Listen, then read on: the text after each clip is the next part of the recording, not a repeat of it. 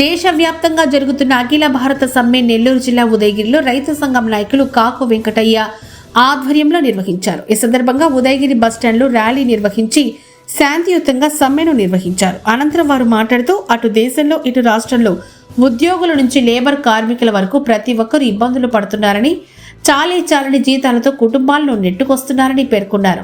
మీకు ఓట్లేసి గెలిపించింది అదానీ అంబానీలు కాదని, దేశ సంపద వారికి కట్టబెట్టడం మానేసి ఓట్లేసి మీకు పదవులు కట్టబెట్టిన వారిని ఆదరించాలని, సమాన పనికి సమాన వేతనం చెల్లించాలని, సుప్రీంకోర్టు జీవో ప్రకారం అమలు చేయాలని డిమాండ్ చేశారు.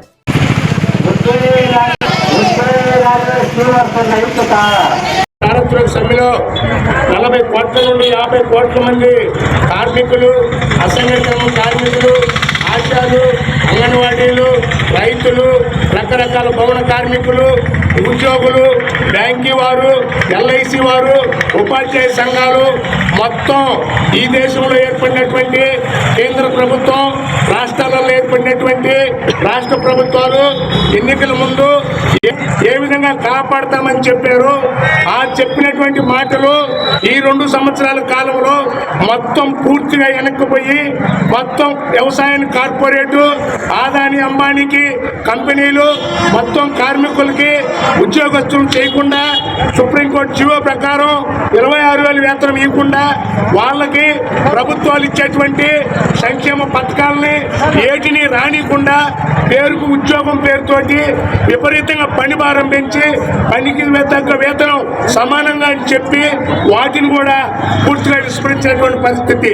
దానికి నిరసనగా ఈరోజు ఒక 536 దేశంలో కార్మిక సంఘాలు, రైతు సంఘాలు ఒక వేదిక మీదకి వచ్చి ఈ దేశంలో ఈ రాష్ట్రంలో ఏర్పడినటువంటి ప్రభుత్వాలు, పాలకులు మొత్తం కార్మికుల దగ్గర నుంచి విద్యార్థుల కాడి నుంచి పై చెప్పబడినటువంటి అన్ని వర్గాల ప్రజలకి పెద్ద ఆటంకంగా తయారవడమే కాకుండా ఎప్పుడో స్వతంత్ర పోరాటంలో 8 గంటల పని దినాన్ని ఇస్తే ఈరోజు పార్లమెంట్లో 12 గంటల పని దినాన్ని ఈరోజు కేంద్ర గవర్నమెంట్ బీజేపీ అమలు చేసింది. అలాంటి బీజేపీని ఎక్కడ 40-50 సంవత్సరాలు నేను పెద్ద సీనియర్ని, నన్ను కాపాడుకోండి అని చెప్పినటువంటి ఈ రాష్ట్రంలో పడినటువంటి కూటమి ముఖ్యమంత్రి చంద్రబాబు నాయుడు గారు మొట్టమొదటి సంస్కరించి పెట్టి 8 గంటల్ని 12 గంటల పని దినాలని పొడిగింపు పద్ధతిలో ఈరోజు చేసినటువంటి పరిస్థితి.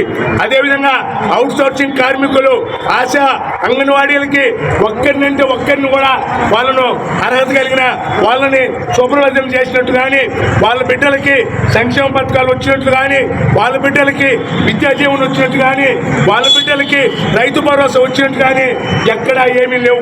అవి ఏమీ లేకపోగా ఇప్పుడే మా హరినారాయణ గారు చెప్పినట్టు ఈ దేశానికి ప్రధాన న్యాయస్థానమైనటువంటి సుప్రీంకోర్టు జీవో ప్రకారం వాళ్ళకి విపరీతంగా పని భారం మోపితే ఈరోజు వాళ్ళ వేతనం 5,000, 6,000, 7,000, అసలు మధ్యాహ్నం భోజనం చేసే వాళ్ళకైతే 1,000 రూపాయలు, 2,000, ఊడ్చే వాళ్ళకైతే 2,000, 3,000, పంచాయతీ ఊడ్చే వాళ్ళకైతే 4,000, 5,000తో వాళ్ళ జీవనాన్ని కొనసాగిస్తున్నటువంటి పరిస్థితి. మొన్ననే ఒక ఎమ్మెల్యే గారు ఎవరో కాదు ఇలాంటి పరిస్థితుల్లోనే పార్లమెంట్ జరుగుతూ ఉంది. ఈ క్రమంలోనే మొత్తం దేశంలో 50 కోట్ల మంది నువ్వు ఏదైతే కార్పొరేట్లు అదానీ అంబానీకి అప్పచెప్పాలని చూస్తున్నావో, స్వతంత్ర పోరాటంలో సాధించుకున్న ప్రతి హక్కుని కూడా కార్పొరేట్ సంస్థలకు అప్పచెప్పడానికి నువ్వు ఈరోజు ఉన్నావు. ఇక్కడి నుంచి